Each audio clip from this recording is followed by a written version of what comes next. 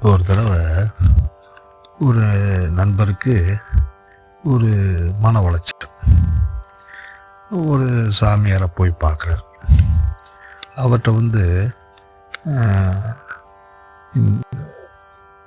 இந்த ஜாதகத்தில் எல்லா கிரகங்களும் நல்ல நிலைமையில் இருந்தும் கஷ்டப்படுறேன், துன்பப்படுறேன். இதுக்கு ஒரு ஒரு விளக்கம் கொடுங்களேன் அப்படின்னு கேட்குறாரு. எனக்கு கொஞ்சம் மனக்குழப்பமாக இருக்குது, அதனால் கொஞ்சம் தெளிவாக சொன்னீங்கன்னா மனசு கொஞ்சம் சாந்தமடையும் அப்படிங்கிறாரு. அதுக்கு அந்த சாமியார் சொல்கிறாரு, எல்லாம் கர்ம வினை தான் காரணங்கிறாரு. இவருக்கு ஒன்றும் புரியல. மனுஷனுக்கு எப்படி, ஒவ்வொரு மனுஷனுக்கும் எப்படி பூர்வ ஜென்ம புண்ணியம், தான தர்மம் இதெல்லாம் முன்னோர்கள் செய்கிறது வம்சாவளியாக வருதோ அந்த மாதிரி தான்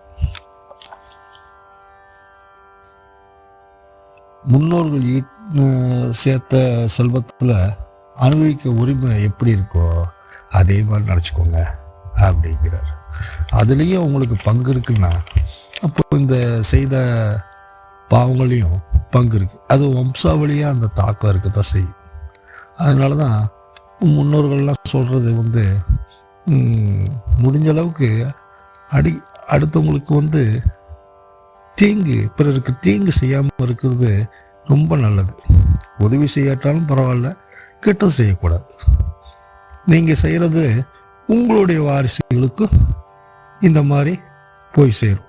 என்னதான் கிரகங்கள் நல்ல நிலைமையில் இருந்தாலும் அதோட தாக்கம் இருந்துக்கிட்டே இருக்கும்.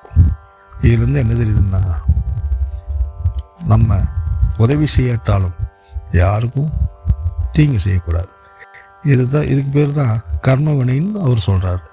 நன்றி, வணக்கம்.